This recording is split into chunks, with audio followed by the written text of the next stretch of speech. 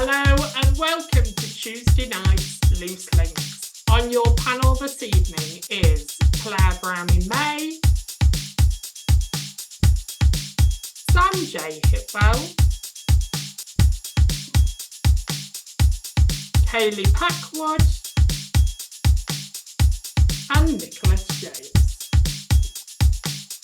Good evening and welcome to this week's Loose Links. We are back after 3 weeks of rest, but we are back to entertain and the most important debates, all on this week's Loose.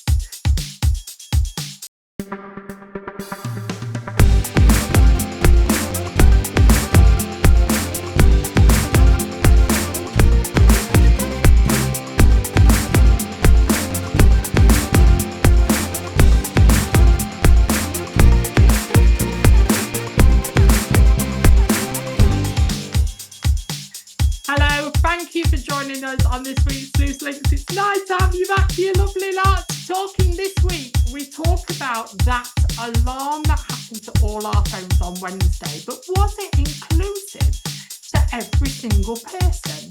Could have they done it a very different way? We talk about that. Also, we talk about that famous man with that famous sofa that we watch every morning on This Morning. Yes, Philip Schofield is back, but should he be?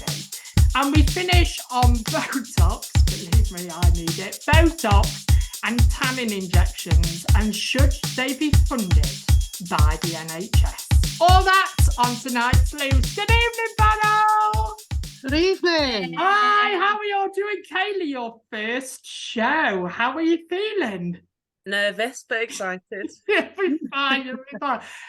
We do massively apologise about not being about for the last 3 weeks. Literally, we've had technical issues, my computer's completely frozen, and we've just got it all back and running again. So thank you for joining us this Tuesday night. Also, a bit of an update, because I know it's been on our Facebook page and I wanted to inform you really all on the show. But panel member and dear friend to the show, Rachel Penny, is now on the road of recovery. She is back home resting, doing what she normally doesn't do and sitting still for a while and making sure she's putting her feet up, but she's being looked after by many. I am going to see her over the weekend, so hopefully if she's feeling a little bit better, we'll get a picture together and we'll get it up and running. Also, while we're on the show, I don't know if you guys are aware, but while she was laid in hospital, and I think this is why we've got to do a really big thing this evening, and we have got plans, be prepared, Rachel Penny. It was Rachel Penny's birthday in April, so a massive happy birthday to you. I hope you had a wonderful day, the best way you possibly could. But they do say another year older and another year wiser. I'm still not sure about that on Rachel, but she's another year older. But we start to talk about this evening that alarm that went off on, was it Wednesday? Week? Sunday came. Sunday. So first of all, before I delve into it and talk about it, folks, let me ask the question first about, was you shocked by the alarm? Did it make you jump? Or was you... Yeah, my phone flew in the air. I was sat at my desk. I was actually doing my course because I'm doing an online course, and I was using my phone to like put in my answers and that. And all of a sudden it went off and I just went like that. My phone just went gunk, and I was just sat there like, holy bleep. I couldn't. I was just like, okay, calm down. So yeah, it scared the living something out of me. Yeah, thank you for saying that, Sam. Just about to interrupt you then. What about you, Kaylee? Was you prepared for it? Well, quite honestly, I was having a nap when it went off. Was it? Yes, I was like, no, what's going on? And then I remembered as I saw it, but it did scare me for a good like 30 seconds, but then I remembered what it was. But it woke me up, which was a bit rude, quite frankly. What about you, Claire? Was you all prepared? Claire, I've got to say, you look very nice tonight. I like your hair. Looks like you've really dressed up for us this evening. No. I've got my work jumper on. I had the roots done You know, Very get rid nice. of that badger look. Yeah, so it's not usually down, is it? It's usually tied up. Well, it was only because I was just scrolling through Facebook and somebody put something on about, oh, the alarm at 3 o'clock. And I never took any notice of it. And I was watching the London Marathon because one of our school teachers was on it. And it was my phone was at the side of me. And like Sam, I nearly jumped 6 foot in the air because it was so loud. Do you know what I mean? And then I looked at it and it got all this writing on, which I couldn't really see anyway. And I thought, oh, that must have been the alarm. I had no idea what the alarm was for. But yeah, it did make me jump. Well, it did. I was at work. So I was at work and I had my work phone in my hand and my personal phone in my pocket, but I had my personal phone on loud. And it just went off, and I looked at somebody and went, what the hell's that? And even people had prepared me for like, oh, don't forget the alarm, and the alarm's going off at 3 o'clock this afternoon. And I looked at the clock at 12 because I had in my head that it was 12 o'clock. And then I thought, oh, another phony bloody, what does he call it? Fake news sort of story all over again. But then it did go off. But it did get me thinking about, is the alarm, and I know we have to, and I know we talk about inclusiveness a lot now, and it is a lot in the news nowadays, and inclusiveness and stuff like that. But it did make me think, do you think that alarm is inclusive? So the alarm is set. It was saying it gave new reports. You may get this alarm for severe flooding, fires, or extreme weather. Emergency services alerts will be sent to you via the emergency services, government department, agencies for public bodies to deal with emergencies. But actually, do you think the whole alarm is inclusive to everybody? Because I was thinking, what if you're deaf? Or what if you're autistic and really sensitive to noise? Do you think it is the way forward, having that sort of alarm go off your phone? Or do you think for the inclusiveness of it, and I know it'll be an even bigger project than it already is, but actually we need to dig in a little bit further? Is there different ways of sharing this alarm? Is there a way of one person having this alarm in the household than having every mobile phone go off? Well, I know a lot of people have said that they discovered that they can go on their settings and turn it off, but what would be good for inclusivity is actually having settings that could be on vibrate, having a flashing screen instead of having a big noise and vibrations and stuff like that. Having settings like that would actually help that array of people be included in that.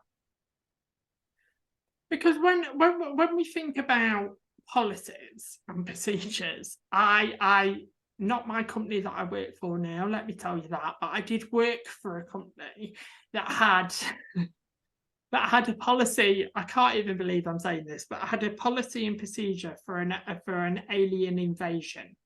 So we had a policy and procedure to follow if aliens took over the world. Well, actually, should there have been more done into this alarm? Should there have been more information? Are there, like, it sent me a link and I did click on the link and it's, can you go to this one destination? Well, if we all go to this one destination, how's that all going to work out? How are we going to order people and sort people out and places in? I don't get it. I'm not sure I agree with it. What do you think, Claire? Like I say, I didn't even know what was going on. So, you know, I can imagine me. And again, it's technology, isn't it? So, I mean, but yeah, like you say, talking to people afterwards, some got it, some didn't. But again, like you say, it's in your settings. You know, I mean, I'd probably have to give it to someone and say, turn my settings on, off. But, you know, as I say, I did jump 6 foot in the air, so mine was on. But it's like flooding. I don't know. It's just, really, we're going to know about it. I mean, I'm not being funny. If it's going to go off on our phones, well, social media is going to be there, isn't it? And I'm not being funny. The amount of people that are glued to the phones anyway, or they have them on them personally, I don't think that But do they? is the That's way my forward. question. So when I think back to, God bless her soul, when I think back to my grandma when she was alive, and we are over like a century of her not being alive, but there are people out there just like my grandma. So my grandma never had a mobile phone. Never. She had a house phone. She was an old-fashioned house phone lady, so she had a house phone, and the only time she took out a mobile phone is when she was going out. But it was a real old-fashioned phone. It just made a call, and she never even used text. She didn't even understand text. She would just call people. Actually, what about the people that don't have a mobile phone, so older generation that have decided not to have a mobile phone, or if something is in place for somebody that they can't have a mobile phone, how are we reaching out to those people too? It should be looked at, shouldn't it? As in, you know, it's is it a test that they've done? You know, they're going to get the ball rolling to make sure that everybody is inclusive. So, you know, I'm not, who's it down to? That's the thing. Who is going to make sure? Well, it's the government, isn't it? Yeah. It's the So, you government. know, do they put a person, you know, like you do at schools and that, who do you phone first? You know, if somebody's sick. So if you get this alarm, you alert the person who you are designated to, you know. I don't, like I say, I don't know. It's all, And all new. So we're setting this alarm for an emergency. So imagine it's 2 on panel tonight that are parents. Imagine how you would feel if you got that alarm and your children was at school. Do you think schools need to have a policy and procedure in what happens when this alarm goes off? I think they will. They have all procedures in place for everything else. We have bomb scare things, you know. Alien invasion. We have aliens, yeah. If they come, then I'll get my chicken costume on and just go dancing down corridor. But yeah, they do have things in place for everything. So I think if this does become, you know, the norm, then we will have an alert for that. How they're going to work that, I have no idea. But yeah, I'm sure schools would be involved. We'll have to have a safe place or something. I thought you'd finished. Sorry. You see, Alicia's at college, so they have procedures in place for a lot of things. One of the things is to do with Alicia's disabilities and that. But I would think, like Claire said, I think they would, schools and colleges and universities, I do feel that they'd probably have something going on. The government's probably given them some guidelines, I don't know. But if I didn't know if they had them there, I think I would be worried. You know, if you know, heaven forbid, we got that alarm, and Alicia was at uni, and I'm like going, oh, is she okay? You know, what's going on? Are they good doing this? So, you know, I would hope that they have the guidelines in, and I'd hope they tell us parents about it as well. Thing is, though, it's again like we're all going to panic, aren't we? And like I say, I've got 2 children, so if I'm out at work and then my daughter's at school and then my son's at home, so you know. But the thing is, what's going to happen? Because, you know, in hindsight, I want to get home, but it depends on what the emergency is. But if you're going to ring them, all the phone lines, everybody's going to be ringing. Do you know what I mean? So will it crash? Well, supposedly it's a link. So you open a link and then it gives you a message. But actually, I ain't giving too much away. Actually, when you want to be closest to the people that you're closest to. So my instinct would be to run to that first place where we're all told, if I'm going to die, I'm going to die with the people that I love. I'm not going to die with the people that I have to be with that day, for example. Do you know what I mean? So, oh, Claire, I feel like you. Do you know what I mean? But again, it's gonna be carnage, because if they're not going to phone them, or if they're going to phone them and they can't get hold of them, then they're going to go and get them. So there's going to be all these people on the roads, yeah. or, So will it or on really bikes, or work? running around Or like. do we need to go back to like olden days? You know, those olden days where you had like an alarm that went Are off. you looking at me? Sirens. You on about the World War II sirens? Yeah, the siren. What about going back to the siren? It worked. Why have we all got a siren? What if I leave my phone at home for the day? I've known to do that. I've known to go to work and left my phone. Well, I suppose everybody's mobile phone would go off. But But that's what I'm saying, as in, yeah, if you're at what work. about? Or, but what if I've decided to go for a long walk in the field? Do you know well, what? the cows will tell you, because I they'll all tend be to do that. mooing. Well, don't worry, because everybody else will be running, but Kaylee will be asleep. So don't worry. Kaylee will be asleep, so don't panic. But tell us what you think. How did you react to the alarm? Do you think it's a good system to let us all know where we need to be? Remember, you are the fifth panel member out there. We like to hear from you as much as we like to hear from us, Gobby lot, as well. So make sure you have your say. Polls will be back up this week. But folks, I am ready to talk about the next topic, because I have kept my tongue well and truly bitten about this, but I am fuming. So, Philip Schofield enjoys family time after rumours he's replaced on This Morning. Philip Schofield has broken his silence after it was reported his future on This Morning may be in doubt following the three-week leave from the ITV show. Philip Schofield didn't appear to be letting the reports about the future of This Morning get to him, as he posted on Instagram last night. The father of two, 61, took a 3-week break from the show during his brother's trial of sexual assault.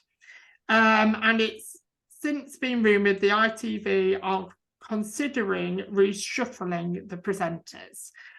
Since this news story, those folks, honestly, Philip Schofield is back on the sofa of This Morning. So my first question is, do you think this is right that Philip has returned after another allegation that involved him? So, okay, what I'm going to say from the beginning is that we can't send to trial Philip Schofield, because it wasn't him that did this allegation, it was his brother.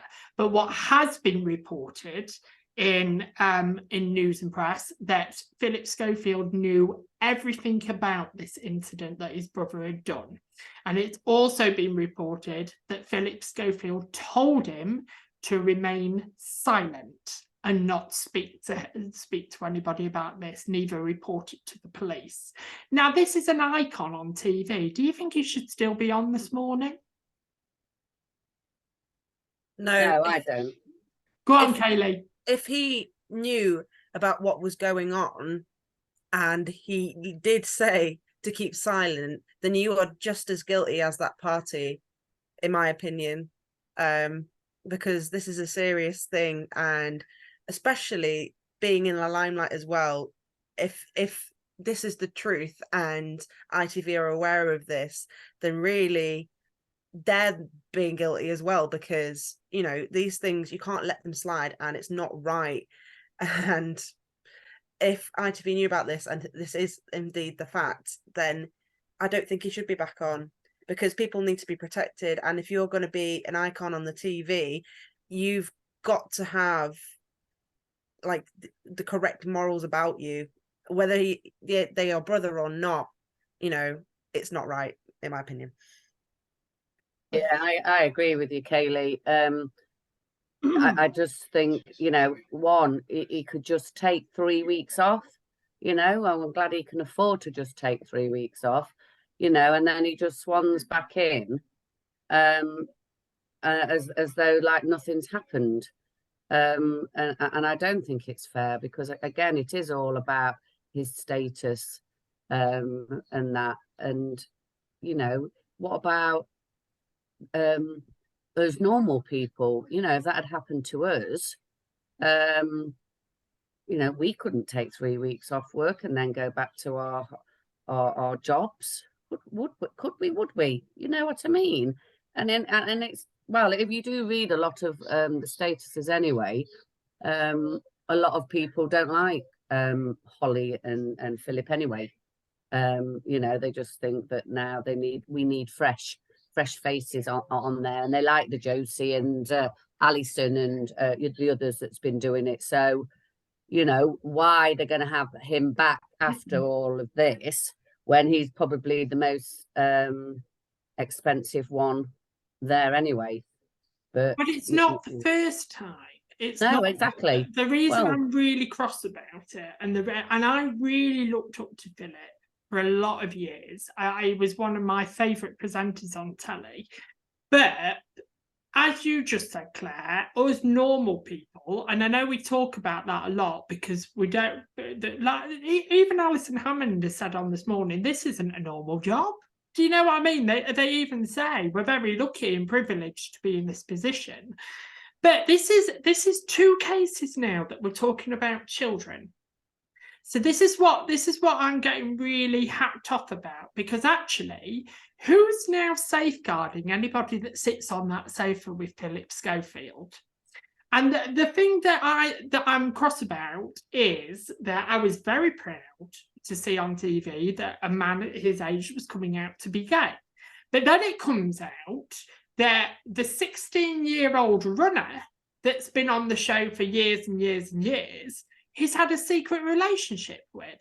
Now, I'm not being funny. I'm not saying which line of work, but any kind of work. If that was me, I would be done for safeguarding. And I would be removed from my workplace to say this man is not deemed safe to be working for our company. But ITV has bypassed that now twice. Yes, okay. Philip Schofield had nothing to do with his brother's case and what his brother did. And I think it was reported that 6 people was abused by his brother.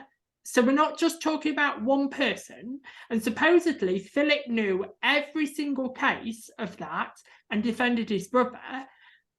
What are ITV doing, in my eyes? Like, I don't even want to watch ITV anymore. But again, it's what we know. I mean, if you're saying that, like, Philip, you know, had a relationship with a 16-year-old, has he had any more? You know, that's all we know, as in 16 is the legal age. But, you know, how many more? We are talking as well, Claire, about having real vulnerable people on This Morning's sofa. Yeah. Now, if I was lucky enough to be asked by This Morning to come on and talk about loose links, will you please come on and talk about loose links? No, thank you. Because I am not being interviewed by a person, like it's ever going to happen, but I'm not going to be interviewed by a person that I don't trust. And you are telling me that he's a reporter, basically, isn't he? He's part of press. He asks those difficult questions that we want to ask. What about the next case that comes on This Morning about child abuse? How can he possibly sit on that sofa and ask those questions? Well, again, it's like slowly starting to creep out, isn't it? Of like, you know, he came out as gay. It is being with a 16-year-old. You know, you go back to other famous males who, you know, Gary Glitter and you know, the names that have all been done for child abuse. So, you know, how far is this story going? But which makes it worse that he is allowed back on the sofa. Why should he be? Why should we sit there and, you know, get ready to wait for the next thing we found out that he's done or supposed to have done? You know, and again with his brother, is there going to be more things that they found? Like you said, there is more than one. It's like, is it because Philip's brother Philip's brother, yeah. Because Philip's famous, you know, he's him. Oh, I'm Philip Schofield's brother. You know what I mean? It's oh, shudder. Sorry, Kaylee, you was No, going to it's all right. I say. thought you'd finished, but it's quite interesting because when this topic came up, and I was like, oh, I swear there was these allegations a while back, and I actually struggled just about an hour ago to find where these allegations were. So it has been kind of swept completely under the carpet. And it does seem to suck a little bit because they kind of celebrated him coming out as gay, and you know, that's all good and well, but then failed to like actually, if these allegations are completely true, that he's cheated on his wife, he's also been like abusing his position of power, like it's morally wrong, and for him to still be not like, doesn't seemingly to be investigated by this, and ITV still to have him on the TV, then it's not great. But another point that I just remembered, years ago I actually added him on, like, well, followed him on Snapchat, and I actually messaged him at like some random time in the morning, and he replied, and like that just got me thinking just then. Yeah, I know, like crazy, but it happened that he could be messaging anyone at that point. He could have been. That's off of his Snapchat that he'd messaged me a reply, and obviously it was all innocent and things, but you don't know me, you don't know how old I am, you don't know any of that. And I just thought about that kind of seems a bit messed up in retrospect, like it just does. So yeah. Do you think when something happens like this and you are in a position of power, so what I'm talking about position of power is on television. So Philip Schofield hasn't been the first case. I remember, I don't want to hung dry and alterate people off telly, but actually, do you lose a position when you are in a position? Can you remember Ant and Dec?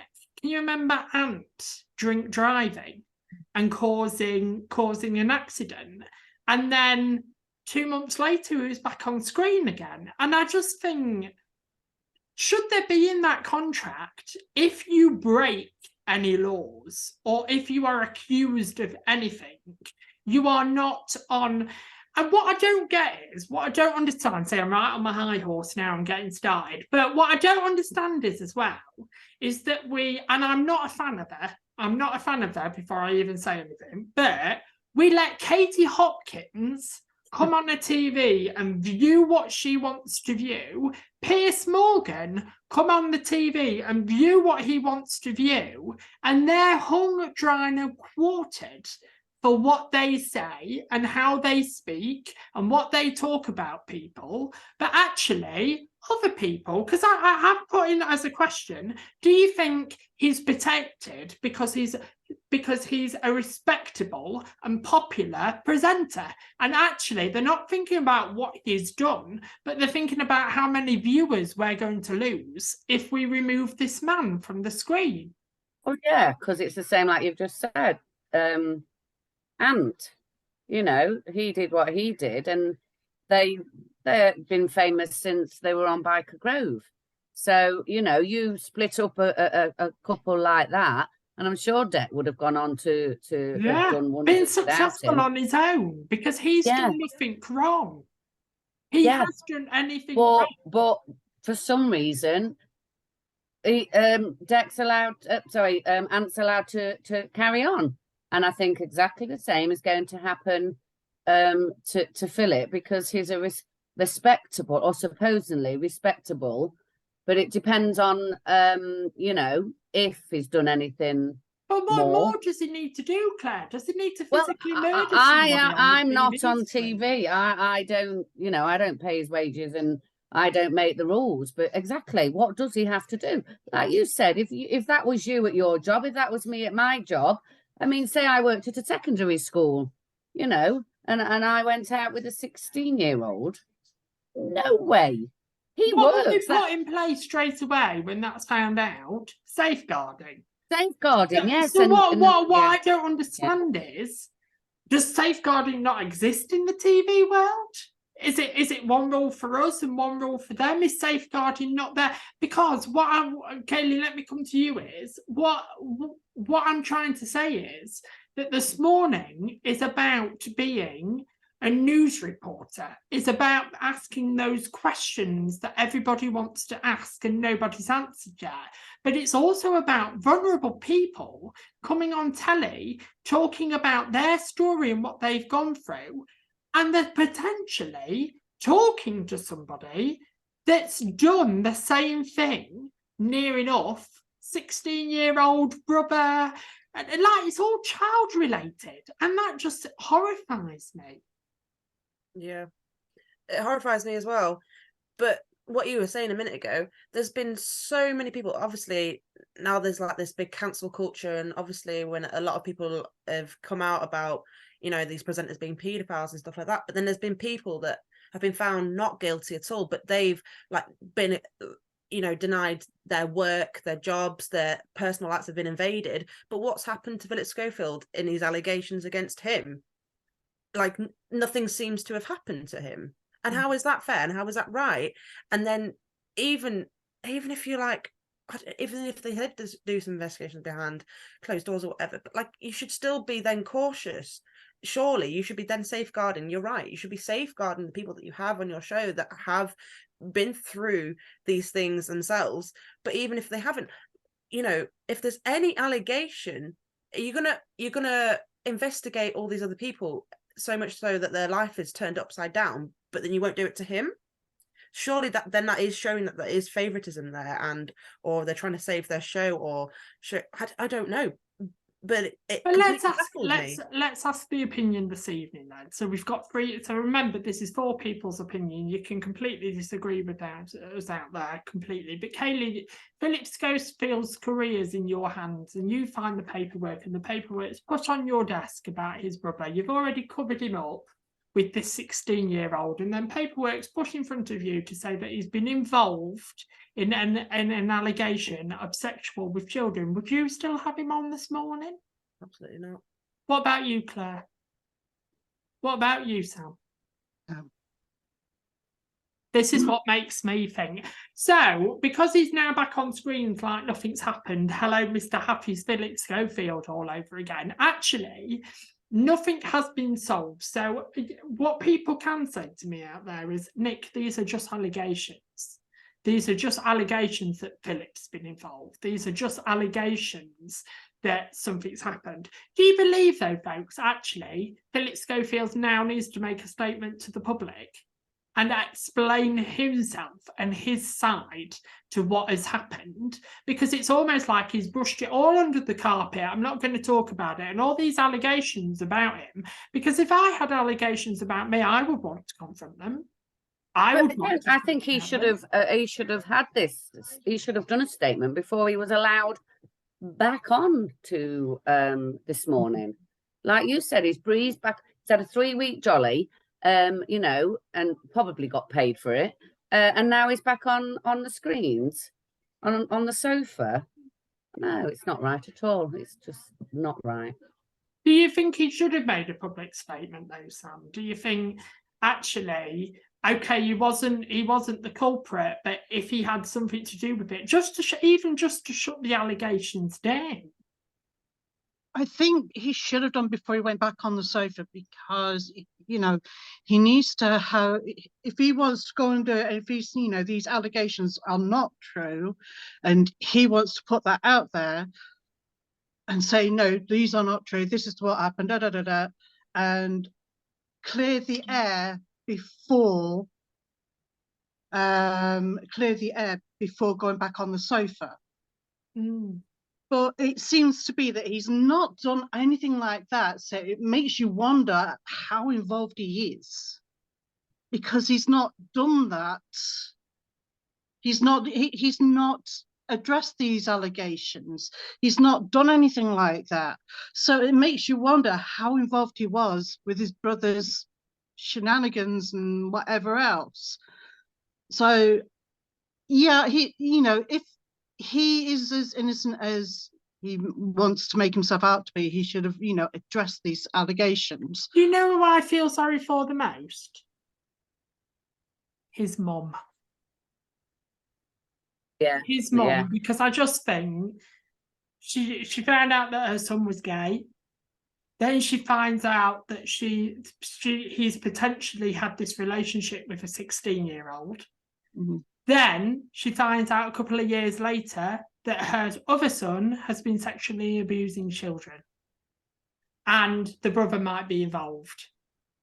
I just think no morals. And to be completely honest, I would have him cut from everything, absolutely everything, because I just think you've taken that risk. You made that choice to keep your mouth shut and not to say anything. And as I always say, your actions lead to my consequences. And that's what I would do. I would have him cut from everything. But tell us what you think out there. Oh, did you see I got a right on a rant then? I've missed it. I've completely missed it. I got right on a rant then. Tell us what you guys think. Do you think Philip should still be on our screens? And the other question that I had in my head is, before we leave it, folks, is that as Philip comes back, Holly supposedly goes off 3 weeks with shingles. Now, did she go off 3 weeks with shingles, or did she think, I don't want to be stood next to that man at the moment. I can't bear to look at him. We just don't know, do we? We just don't. Exactly. But it'll all come out in the wash, as Yeah, it exactly. I does. love that saying. It'll all come out in the wash. And if he's hiding stuff, then he's just going to be hung, drawn, and quartered, hopefully. Yeah, exactly. As I say, So or we move on to a counsellor being hung, grown, and quartered for stating things that he feels. So I'm not going to go too much into the story because we'll protect him a little bit. But there were some people, Kaylee, you might really join in with this conversation. There were some people that stated that that this counsellor addressed people as Mr. and Mrs., even though they were concerned that the concern was brought to them to say that this wasn't all-inclusive to every single one of them. And this counsellor publicly said, I don't care. If you've got one section downstairs, you're a man. If you've got 2 sections, you're a woman. So we're going to briefly talk about this. Do you think, Kaylee, let's go to you first. Do you think we are in a world where it is difficult for the older generation to understand gender and acceptance? How do you feel about it? Admittedly, I have a bit of a contrasting conflict with this, because I do feel it probably is really hard for people to learn in later years of their life, something that is completely new to them, because I don't know, I feel like a lot of people crumble at the thought of their world not being exactly how they've believed it to be up until this point. But I do think it's inexcusable of somebody's age in order to not learn. Yeah. You know, you've always got the opportunity to learn, and just because you've lived your life a certain way up until a point and you've not heard of these things or learned about any of these things, it doesn't mean that they don't exist, and it doesn't mean that you can't learn about them. So that has admittedly made me a bit angry. Especially being an MP. I'm going to play devil's advocate a little bit. So the only way I'm going to play devil's advocate is to say that, do you think we are getting to a world where we are afraid to say anything nowadays? So we're afraid to offend all the time. So like typical debate like that we do every single week now about debating for people's opinions. We're trying to how I see Lucy is showing the world that you can healthily debate. It's fine to healthily debate. But you hear a lot of people nowadays say, oh, you can't say anything nowadays because somebody's offended by anything that you say.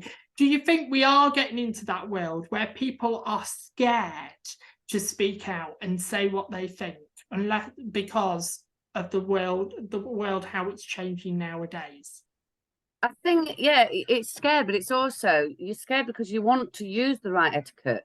You know, you want to, like, you know, go back to the gollywogs, you know, that they were all around, and then they took them off and you couldn't say it. me personally, I don't want to offend someone by saying coloured.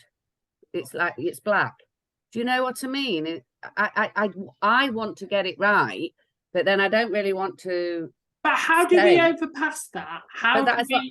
I don't know. How do I we don't get know because from again, offending it's like anything. It's like you might offend one person by saying black, or you might offend the other one by saying coloured.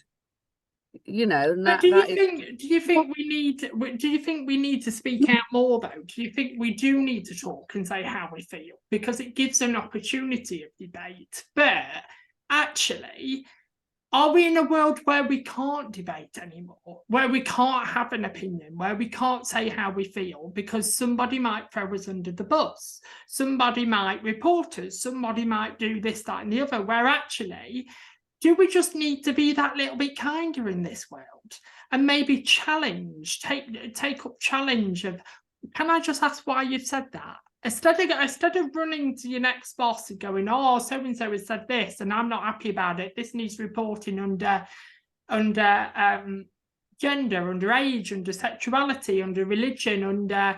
But do you think we are scared to challenge nowadays? Kaylee, I'm pointing at you quite a lot here, but do you think we are scared of challenging nowadays quite a bit? I do think so. Like, obviously, being non-binary, there's a lot of people that do misgender me, and for some people, like, I can comfortably correct them, you know, and if somebody was to, you know, consistently get it wrong, even though I've told them about it, I'm quite scared to have any confrontation with them. Not that I'm going to be confrontational about it, but in my brain, if they're not trying or really not thinking about it, then I think, well, if I'm going to try and raise up this issue, then is it really going to go anywhere? Because they've not listened to me so far. So I think it is a bit difficult to kind of correct people, not even just in this instance, but in other instances, people are scared to because of that kind of similar mindset. But really, you're right. If we all were to kind of say our point of view and our opinion, or say if something has upset us, then maybe it would be a lot easier for a lot more people to kind of understand and kind of get along with it. So, but I understand both sides of it. Because when you have, I'm sorry I'm pointing this at you a lot, but That's you're all right. our pure example tonight. But when you, so I feel quite privileged and quite lucky in the fact that anything that's been sent my way, even though, because my saying is never judge a person until you've walked their path. Just don't. That's my moral through life. Never, I might not agree with it, but don't judge person until you've walked that path. But for someone, even like me, Kaylee, for someone like me, when I was young, and I think this is why I think, and I'm not just pointing at non-binary, I'm talking about religious, sexual orientation. Like, I remember telling my nan, not my grandma, but my nan, that I was gay, and she walked out the room and didn't speak to me for 4 days. But in my heart, I knew she couldn't handle it. It was something that she just could not handle. So when I think about, so I am pointing the finger at you a bit because this is an example, but when I think about when I was young, so I'm now at the grand old age of 23, but when I was young, why are you all laughing? I don't know why you're laughing. But when I was young, if I called somebody, oh mum, look at them over there, my mum would go, don't be so rude. Them have got a name. So I don't know how we're going to find, even with sexuality, not talking about gender, but how do we teach the older generation, or even generations like me that was told actually to call anybody them is rude? How do we get through that? How do we get a clearer understanding? What do we need to do? I do think it is down to the individuals. Everyone's going, oh, it's a generational thing. It's a generation. And I mean, like Katie said earlier, you know, people can educate themselves. But, you know, I have family members that are trans. I have family members that are gay. My dad was trans before she passed away. you know, so, and my grandparents are just like, yeah, okay, whatever, you know, they're just so accepting of everybody. So when people say it's a generation thing, I was like, actually, no, it's an individual thing. It is an individual thing. People need to educate themselves more on the world around them, you know, because people are so always so blinkered. They've got their blinkers on and they're just so just in their own worlds that they don't realize there's a whole world out there that they can learn about, you know, not just talking about gender and sexual orientation and race and religion and all that.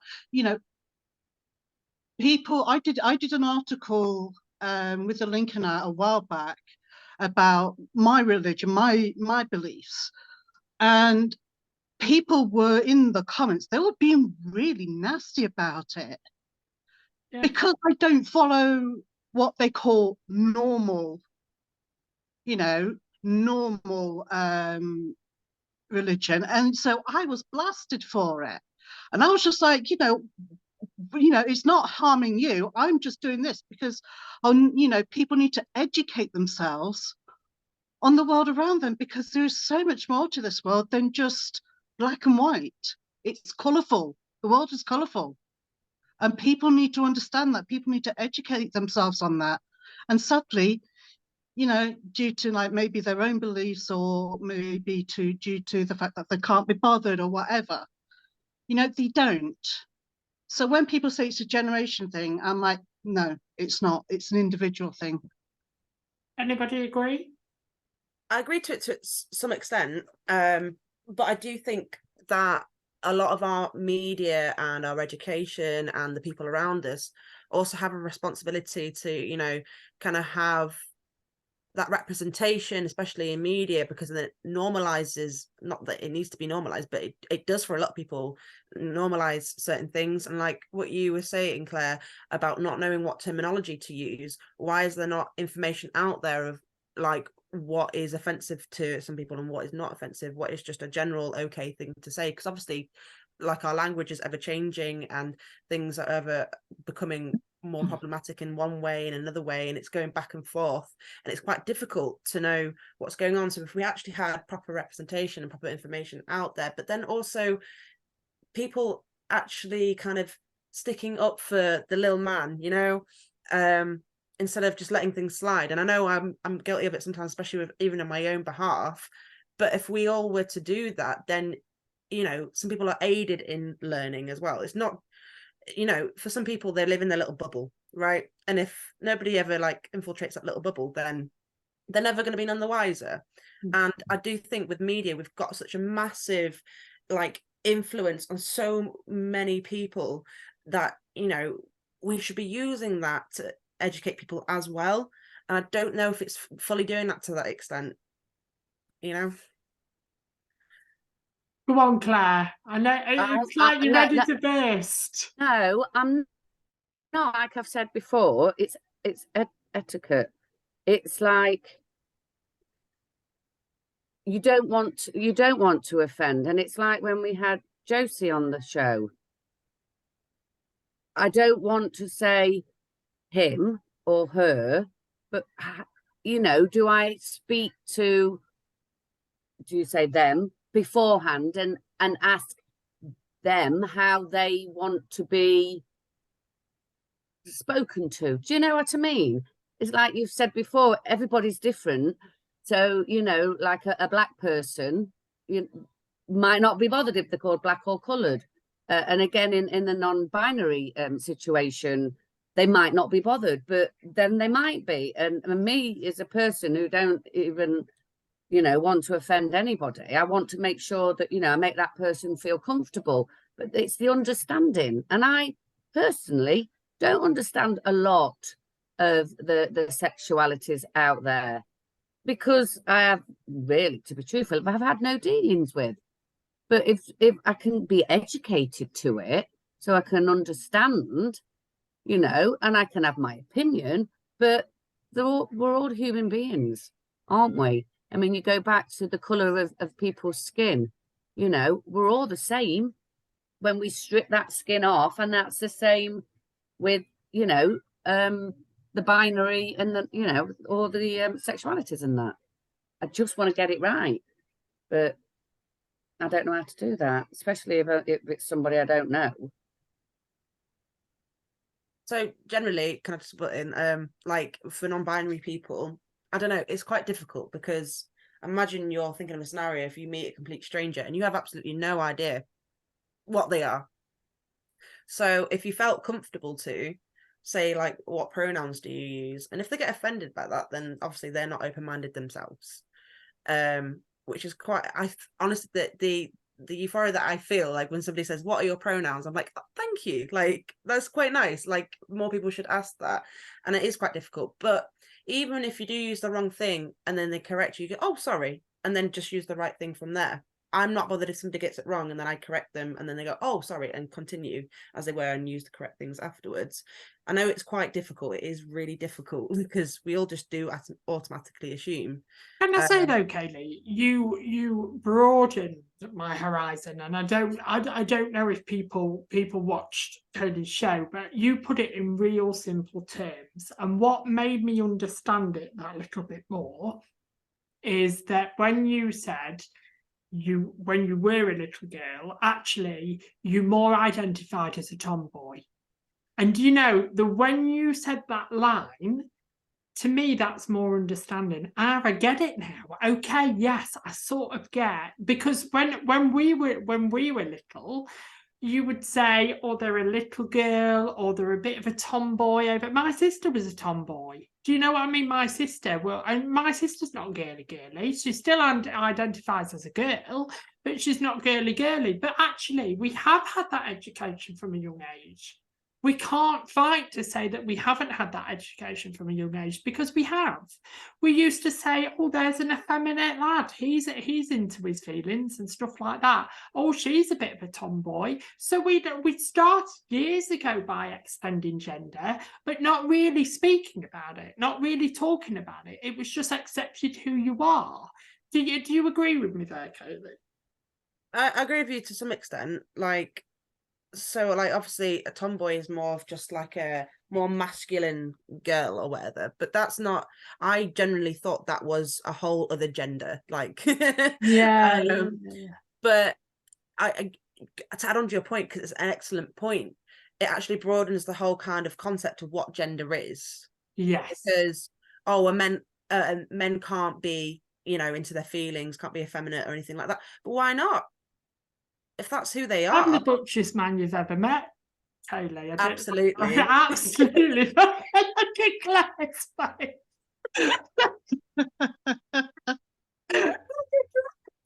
Oh, camera, Claire. But see what you guys think out there. Let us know about gender and your experience of it. And do you feel that we can't debate nowadays, that we can't speak out and we can't talk?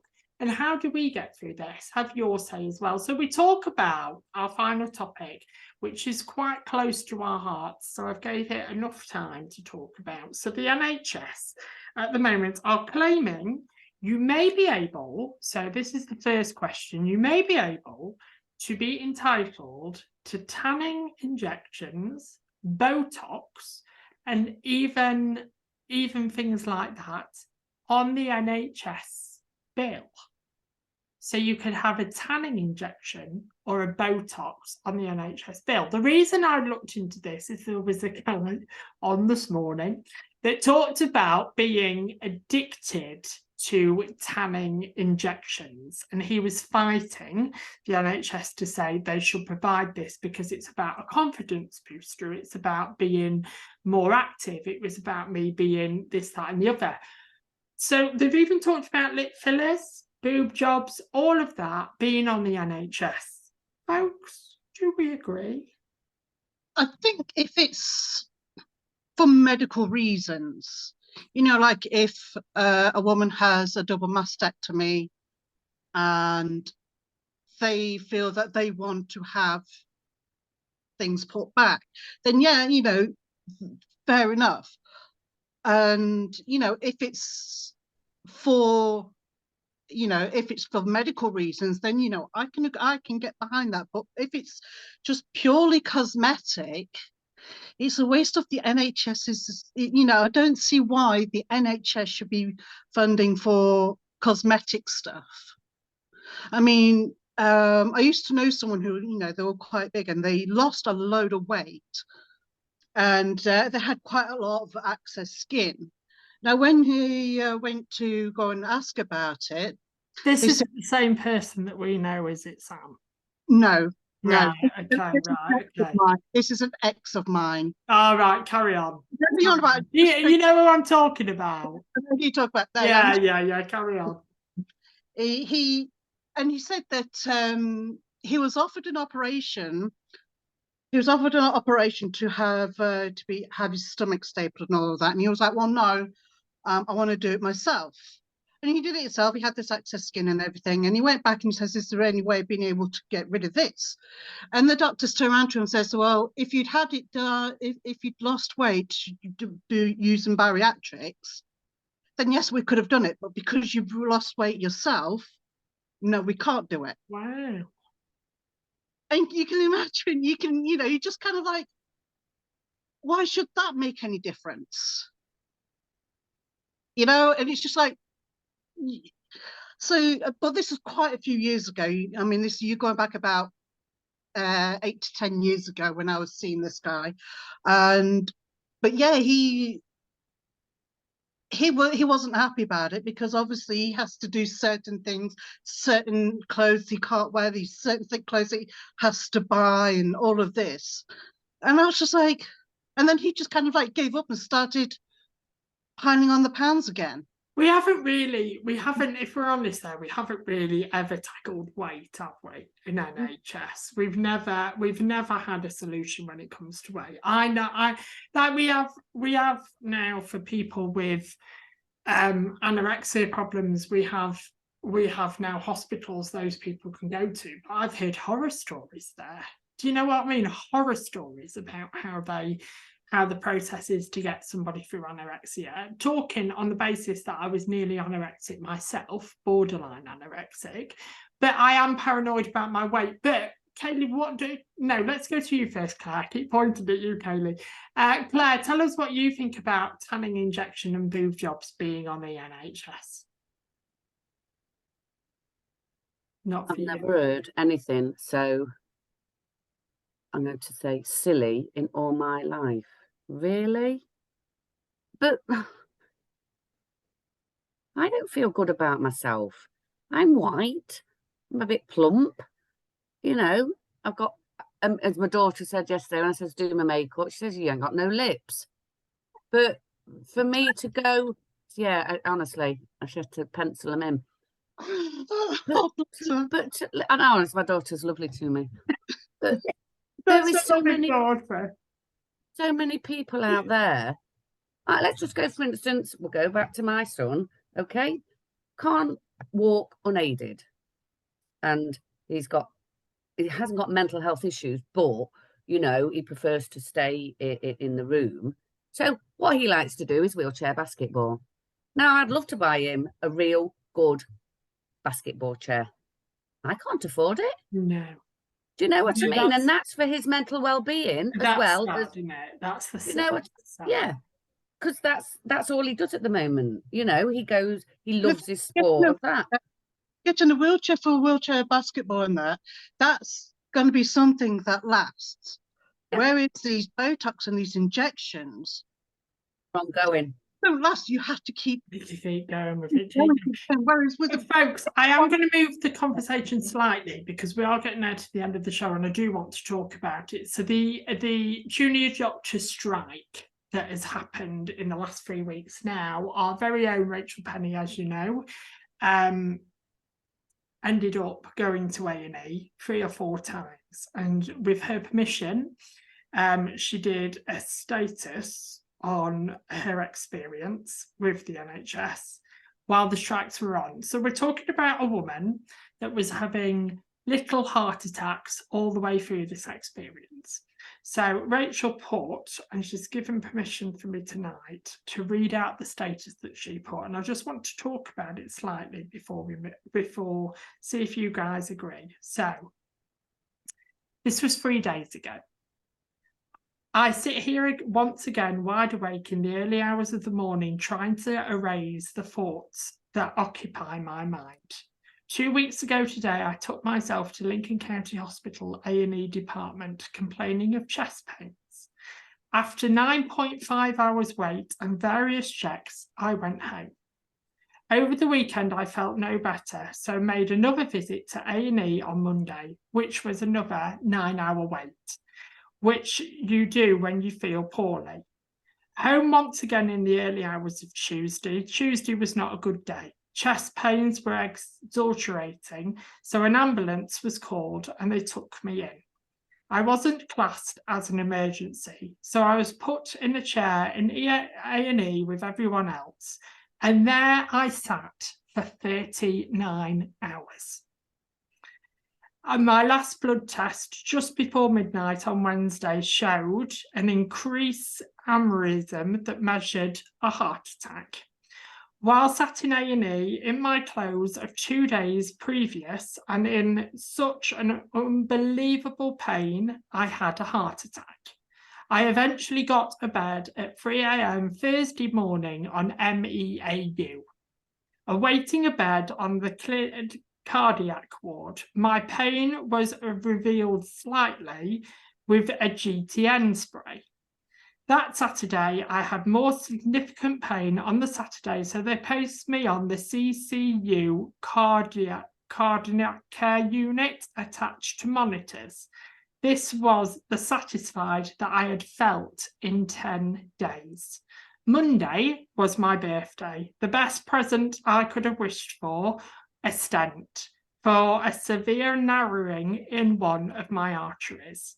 I couldn't have chosen a worse time to become poorly when junior doctors were on strike. I do not believe they should have been on strike when in that profession. When I saw a suffering of a terminally ill lady who had brain tumours waiting alongside for those with a cut finger. It was too much to witness. Having said, I don't believe they could have done any more for me with the amount of staff and volumes of patients that were in that week. But the NHS, with its amazing consultants, doctors, nurses, paramedics, associate healthcare staff, is being absolutely ruined by our government. The ones making decisions are very lucky not to experience the NHS waiting times and postponed treatments. For God's sake, pay these people for what they are worth. We cannot lose this precious service. 39 hours waiting in A&E because she was having, while sat in that chair, and I know I always take the mick out of Rachel and we have a giggle and we have a laugh. I in those 39 hours when I left work, I spent hours sat with her, just so she wasn't sat on her own. My word, I could have cried for her. She was in severe pain. At one point, I'm sure she won't mind me saying this, and I'm trying not to get emotional. At one point, I thought I was going to lose her. I literally thought, and it opened my eyes to how amazing this woman has been to me and how special she's been to me. And my prayers every single day, was give me a chance to thank her. Don't take her away yet. Give me a chance to thank her. But in those 39 hours, folks, she never moved or complained once. She sat there, GTN spray, barely creeping over because her heart was hurting that mad, but she sat there and she waited. What do we think about the strike? Well, I think I'll go with what Rachel said personally. You know, I don't think they should strike. Their jobs, everybody's job's important, but they're there to save lives. So therefore, you know, they do need to be paid, because they're, you know, they're worth their weight in gold. And, you know, they have to do all those exams and get qualifications to get where they are. And I think they should be repaid for it. But, you know, what about those poor people, the staff that were working on those days? I mean, you know, it's really difficult because, of course, like the teachers have been on strike, totally different. But, you know, we as TAs won't cover a teacher if they went on strike, because then that's not helping them, is it? No. You know, but of course in the NHS world, if everybody walked out, you know, then it would It's just scary, isn't it? And the thing is, yeah, totally. so Rachel explained there in a couple of days, she went in, she was sent home, she went in, she was sent home. What scares me is I know that we're in crisis. I know that we're in terrible conditions with the NHS at the moment. But to me, they were just ticking boxes. Do you know what I mean? There wasn't really inquiring about this woman. I thank God every single day that she kept going back. Do you know what I mean? Imagine if she hadn't. Imagine if she had just gone, do you know what? Yeah, I've been to A&E. They've told me they can't do anything. I may as well stay at home. I just think, when do we start to think about people again? And how I remember the NHS years ago, and I think it should come back. Years ago, when like I've sat there, people turning up, I've come to A&E because I've got a headache. And I'm trying not to lose my bananas here, because I'm sat next to somebody thinking I'm going to lose them. But the matron years ago would stand there and go, this is an A&E. You need to go and see your doctor tomorrow morning. But now they can't do that. They have to address every single person that walks into the A&E department, no matter what their condition is. How is that helping the NHS? How are we giving doctors power back? If we're going to keep the NHS, we're going to have this service, then the government need to make sure that there's enough money for it to run, and they need to make sure that, you know, the money is going to there and not going, you know, again, it's going on people's pay. How much do they get paid? You know, and well, I did find this out. So, I know a friend who's a manager in a company that is on £12 an hour. So £12 an hour as a manager to lead a team.